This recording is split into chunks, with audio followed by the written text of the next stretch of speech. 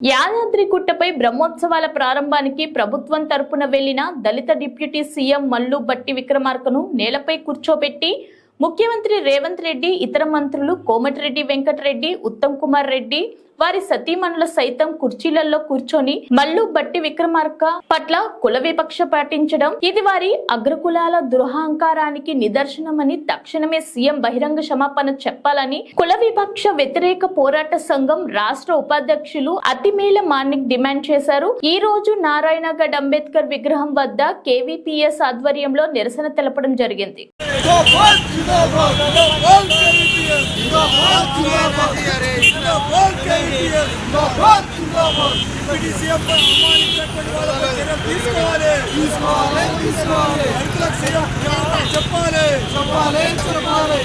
CM Revanth Reddy క్షమాపణ చెప్పాలి.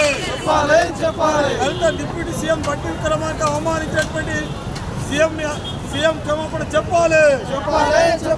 దళితులకు సీఎం క్షమాపణ చెప్పాలి. జిందాబాద్ KVPS.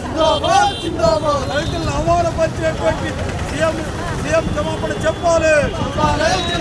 Deputy CM Bhatti Vikramarka అవమానపరిచినటువంటి సీఎం క్షమాపణ చెప్పాలి. జిందాబాద్ కేవీపీఎస్. జిందాబాద్ కేవీపీఎస్. జిందాబాద్ కేవీపీఎస్. జిందాబాద్ కేవీపీఎస్. సీఎం క్షమాపణ చెప్పాలి.